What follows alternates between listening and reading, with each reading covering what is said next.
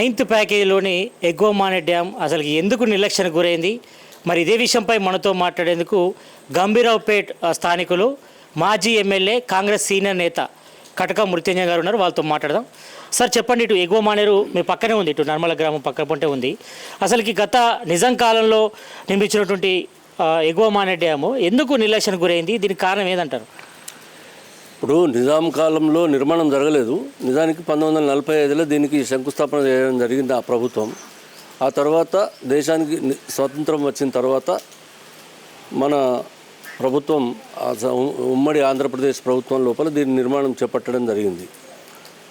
మానేరు నది పైన మొట్టమొదటి నిర్మించినటువంటి ఒక ఆనకట్ట ఇది. తర్వాత రెండోది ఆనకట్ట కూడా, ఇది ప్రాజెక్ట్. ఇది అంతకుముందు ఎల్ఎండీలు ఇవన్నీ ఆ తర్వాత వచ్చినాయి. ఇది సిరిసిల్ల నియోజకవర్గం లోపల ఉన్నటువంటి 15 ఆనాడు నేరెళ్ళ నియోజకవర్గం. ఇది సిరిసిల్ల తాలూకా. ఈ సిరిసిల్ల తాలూకా లోపల ఉన్నటువంటి 16,000 పైచిలకు ఎకరాలకు భూమికి నీళ్ళు అందించేటువంటి కార్యక్రమంలో దీన్ని నిర్మాణం చేయడం జరిగింది. సో దాని తర్వాత పరిణామ క్రమంలో ప్రభుత్వాలు దాని తర్వాత ఎల్ఎండి నిర్మాణం, మిడ్ మానేర్ నిర్మాణం జరిగింది. పివి నరసింహారావు గారు అప్పుడు పోచంపాడు ప్రాజెక్ట్ నుంచి ఎస్ఆర్ఎస్పి నుంచి వరద కాలువ తీసుకొచ్చి ఈ మిడ్మానేరుకు ఏర్పాటు చేయడానికి ఆయన దోహదం చేసినారు. వారే శంకుస్థాపన చేసినారు. మిగతా నీళ్లు మానేరు నుంచి పోతాయి. ఈ సందర్భంగా రాజశేఖర రెడ్డి గారు కీర్తిశేషులు పెద్దలు వారానాడు ఈ ప్రాణహిత చేవెళ్ళ అనేటువంటి ఒక ప్రాజెక్టును తీసుకొని దాదాపు తెలంగాణలో ఉన్నటువంటి సగం ప్రాంతానికి, అంటే ఉత్తర తెలంగాణ మొత్తం అంతా కూడా నీళ్ళు వచ్చేటువంటి విధంగా ఒక డిజైన్ చేసి తమ్మిడిహెట్టి దగ్గర ఒక ఆనకట్ట కట్టి దాని ద్వారా శ్రీపాద ఎల్లంపల్లి ప్రాజెక్టుకు నీళ్లు తెచ్చి ఆ శ్రీపాద ఎల్లంపల్లి ద్వారా మల్కపూర్, తర్వాత సముద్రలింగాపురం, ఆ తర్వాత అప్పర్ మానేరు ఈ ప్రాజెక్టులకు నీళ్ళు తీసుకురావాలి. అప్పర్ మానేరు ప్రాజెక్టును కాస్త వైశాల్యం పెంచి దాని యొక్క నీటి ఇప్పుడున్నది 2-2.5 నీళ్ళ కెపాసిటీ మాత్రమే. బహుశా సిల్ట్ 60-70 ఏళ్ల నుంచి నిండిపోయి 1-1.5 కంటే ఎక్కువ నీళ్లు అసలు నిండుదలేవు. కాబట్టి దీన్ని మంచిగా చేయాలి, దీన్ని ఒక పర్యాటక ప్రాంతం చేయాలనేటువంటి ఆలోచనతో ఇక్కడి నుంచి నీళ్లను చేవేళ్లకు తీసుకుపోవాలనేటువంటి ఒక బృహత్తరమైనటువంటి ప్లాన్ ఆయన చేశాడు. దురదృష్టవశాత్తు మరి ఆయన మరణించండు. కాకపోతే ఆయన ఇక్కడికి వచ్చి శంకుస్థాపన చేసి 9వ ప్యాకేజ్ ఇది. 8వ ప్యాకేజ్ లోపల ఉన్నటువంటి మిడ్ మానేరు మొదలైనటువంటివి కూడా వాళ్ళకి ఇంకా అప్పటి వరకు భూసేకరణకు సంబంధించిన వ్యవహారాలు అవన్నీ పెండింగ్లో ఉంటే మలక్పేట రిజర్వాయర్ను కూడా పూర్తి చేయవలసినటువంటి అవసరం ఉంటే దాన్ని కూడా మానుకున్నారు. ఆ ప్రభుత్వ హయాం లోపలనే ఇది పెండింగ్లో పడిపోయింది. కాకపోతే ఇప్పుడు మరి మేము ఇక్కడి నుంచి డిమాండ్ చేసేది కానీ కోరేది కానీ ఆనాటి నుంచి ఇప్పటిదాకా ఒకటే మాట చెప్తున్నాం. ఇక్కడ ఉన్నటువంటి ఎమ్మెల్యే గారు, ఆయన ముఖ్యమంత్రి కొడుకు, తర్వాత ఆయననే మంత్రి స్వయాన, ఆయన తలుచుకుంటే ఇదంతా అయిపోయేది. 10వ ప్యాకేజీ 11వ ప్యాకేజీ రెండు కూడా పూర్తయినాయి. వాళ్ళు బ్రహ్మాండంగా అక్కడ నీళ్లు తీసుకునేటువంటి పరిస్థితి ఏర్పడ్డది. అది ఎక్కడి నుంచి నీళ్ళు తీసుకున్నా కూడా కాంగ్రెస్ పార్టీ నిర్మాణం చేసినటువంటి శ్రీపాద ఎల్లంపల్లి ప్రాజెక్ట్ నుంచి రావాలి నీళ్లు, అదేవిధంగా మిడ్మానేర్ నుంచే నీళ్లు రావాలి. కాకపోతే ఇప్పుడు వాళ్ళు కొత్తగా దానికి కుట్రపూరితమైనటువంటి ఆలోచన చేసి మా చేతిలో ఏం పని ఉండదు కదా, వీళ్ళు ఇది చెప్పినట్టే చేస్తే అని చెప్పి ఒక కొత్త ప్రాజెక్ట్ మొదలుపెట్టి అక్కడ కాళేశ్వరం నుంచి ఎల్లంపల్లి ప్రాజెక్టుకు 4 ఎత్తిపోతల పథకాలు పెట్టి ఇదంతా అయ్యేది కాని పని పెట్టుకొని వాళ్ళ దాన్ని అనవసరంగా ఈ మొత్తం దీని మీద ఉన్నటువంటి ప్రాజెక్టుల వ్యవస్థను చిన్న భిన్నం చేసి అప్పటి నుంచి ఇప్పుడు గత 2-2.5 సంవత్సరాల నుంచి నానా హంగామా చేసి అటు కాళేశ్వరం ప్రాజెక్టును పూర్తి కాకుండా అది కూలిపోయిన ఘనత వాళ్ళ ప్రభుత్వానికి వచ్చినాయి. అలా మేడిపల్లి లోపల ఇవాళ తమ్మిడిహెట్టిని నిర్మాణం చేయాలని చెప్పి ప్రభుత్వం చాలా సీరియస్గా ప్రయత్నం చేస్తూ ఉన్నది. మహారాష్ట్ర ప్రభుత్వంతో కూడా చర్చలు జరుగుతూ ఉన్నాయి. కాబట్టి అది పూర్తయి ఇది కంప్లీట్ అయితే మాకు దాదాపు సిరిసిల్ల నియోజకవర్గం లోపల 1,00,000 ఎకరాలకు నీళ్ళు వచ్చేటువంటి అవకాశం ఉన్నది. ఏది ఏమైనా కూడా 9 ఏదైతే 9th ప్యాకేజ్ ఉన్నదో ఈ 9th ప్యాకేజీని కంప్లీట్ చేయవలసినటువంటి బాధ్యత తీసుకోవాలని చెప్పి మేము ప్రభుత్వాన్ని కోరుతూ ఉన్నాం కూడా. తప్పకుండా దాన్ని పూర్తి చేయిస్తాం మా ప్రభుత్వ హయాం లోపల అనేటువంటి నమ్మకం ఉన్నది. ఇది ఇప్పటిదాకా దీనికి ఉన్నటువంటి చరిత్ర. ఒకవేళ ఎందుకంటే ఆయన రాజశేఖర రెడ్డి గారు ఇక్కడికి ఇంత మాలుమూల ప్రాంతానికి కూడా వచ్చి ఆయన దీని మీద శంకుస్థాపన చేసిపోయినటువంటి 9వ ప్యాకేజ్ పూర్తి చేయించేటువంటి బాధ్యత తీసుకుంటాం. వాళ్ళు కుట్రతోని కావాలని ఆయన తలుచుకుంటే చేసేవాడు. వాళ్ళ బావ హరీష్ రావు వాళ్ళ తండ్రి కేసీఆర్ ఇద్దరు కలిసి వాళ్ళ నియోజకవర్గాల లోపల 10వ 11వది పూర్తవుతుంది, మా దగ్గర 9వది పూర్తి కాలేదంటే అది నిర్లక్ష్యం కాకపోతే నిర్లక్ష్యమా, లేకపోతే కావాలని ఎండబెట్టడమా, లేకపోతే ఇక్కడ ఓట్లేసినటువంటి ప్రజలకు ఇది ఏమిచ్చినట్టు ఆయన? అంటే ఇది గత బీఆర్ఎస్ గవర్నమెంట్లో 10 ఏళ్ల పాటు, అంటే ఇది చిన్న ప్రాజెక్ట్ కాబట్టి మరి ఇందులో ఈ ప్రాజెక్టు నిర్మాణం పూర్తయితే ఒక కమిషన్ రాదు ఉద్దేశంతోనే మరి మిగతా ప్రాజెక్టులపై వాళ్ళు దృష్టి సారించారనుకుంటా.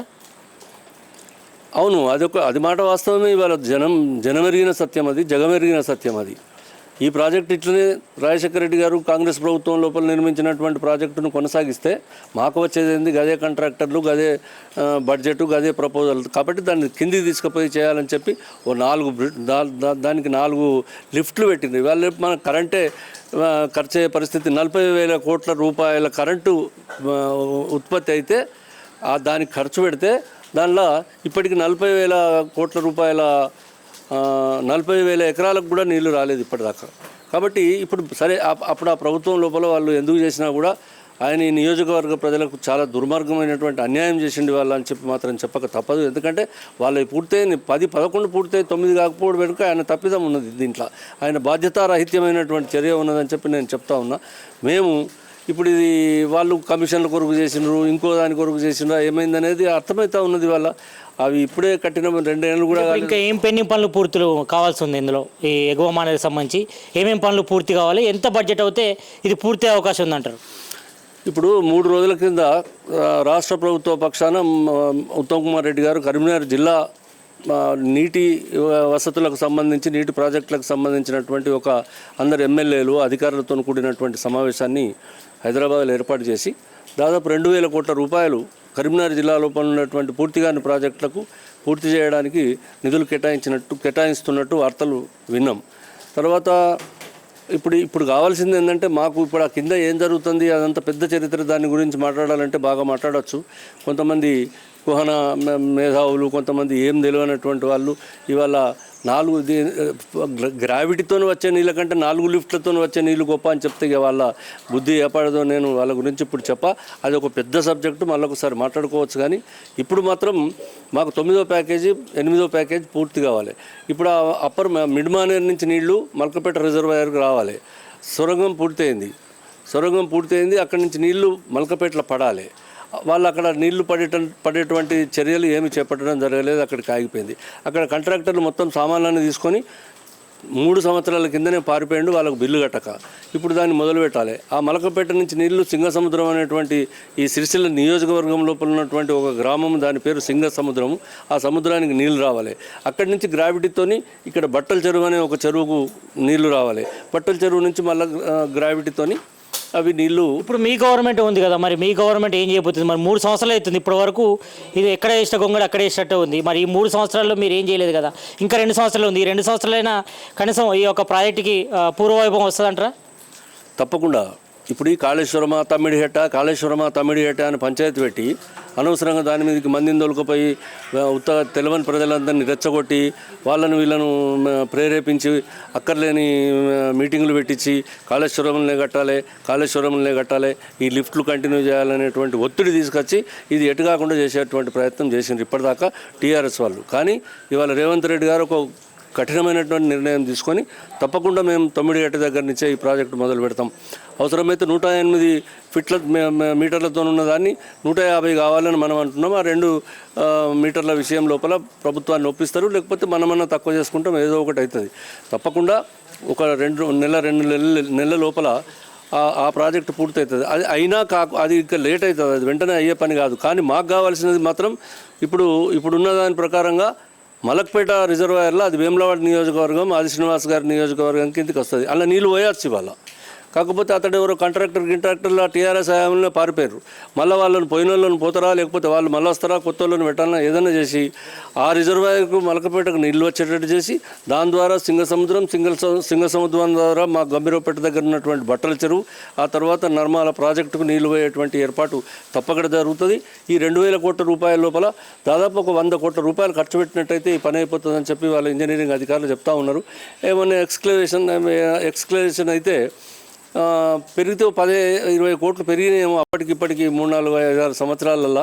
కానీ ఈ 2 సంవత్సరాల ప్రభుత్వం లోపలనే తప్పకుండా అప్పర్ మానేరును బ్రహ్మాండమైనటువంటి ఒక నీటిపారుదల ప్రాజెక్టుగా దీన్ని చేయడానికి దాని లోపల సిల్ట్ తీసి దాన్ని ఒక పర్యాటక కేంద్రంగా కూడా రూపుదిద్దేటువంటి ప్రయత్నం చేయడానికి మా ప్రభుత్వం కృషి చేస్తుంది. వచ్చే ఎన్నికల కంటే ముందు ఇది ప్రజలకు చేసి చూపెడతాం.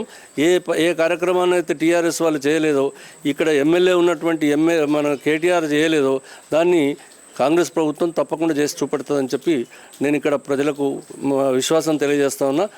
రేపు హైదరాబాద్కు వెళ్ళి ఉత్తమ్ కుమార్ రెడ్డి గారితో, వీలైతే ముఖ్యమంత్రి గారితో, మరి మా జిల్లా మంత్రులు శ్రీధర్ బాబు గారు, తర్వాత పొన్నం ప్రభాకర్ గారు, వీళ్ళతో కూడా మాట్లాడి, ఆది శ్రీనివాస్ వీళ్ళందరితో మాట్లాడి దీనికి ఒక ప్రణాళిక అంటే ఒక సమయ ఏ ప్రకారంగా ఎట్లా కావాలనే దాని విషయం లోపల చర్చ చేసి దీన్ని రూపొందిస్తామని చెప్తా ఉన్నాం. కంప్లీట్ చేసే బాధ్యత ఈ మండల పౌరునిగా, ఆ నీళ్లు మేము కూడా వాడుకునేటువంటి వాళ్ళంగా తప్పకుండా దీని బాధ్యత నేను తీసుకుంటా, వాళ్ళందరితోని ఈ ప్రభుత్వం ద్వారా చేయిస్తా అని చెప్పి నేను తెలియజేస్తా ఉన్నా.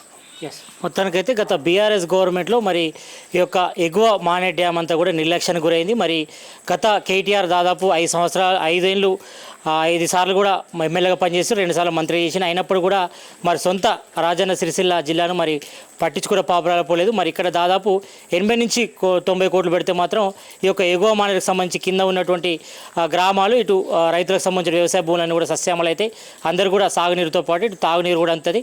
మరి ఇప్పుడు తెలంగాణలో కాంగ్రెస్ గవర్నమెంట్ వచ్చింది. మరి త్వరలోనే రాబోయే రోజుల్లో మరి యొక్క ప్రాజెక్టుకి సంబంధించి కూడా మరి పూర్తి చేసి మరి రైతాంగాన్ని నీరు అందిస్తాం. మరి త్వరలోనే ఇటు మంత్రి ఉత్తమ్ కుమార్ రెడ్డిని కలిసి కూడా రిప్రజెంట్ ఇస్తాం. మరి రాబోయే 2 ఏళ్లలో మరి ఈ యొక్క ప్రాజెక్టు కూడా పూర్తి చేసి రైతులందరికీ మరి శుభసూచకగా చెప్తామని కూడా మరి మాజీ ఎమ్మెల్యే కాంగ్రెస్ సీనియర్ నేత కటక మృత్యుంజయ్ చెప్తున్నారు. కెమెరామెన్ సంజయ్తో సతీష్,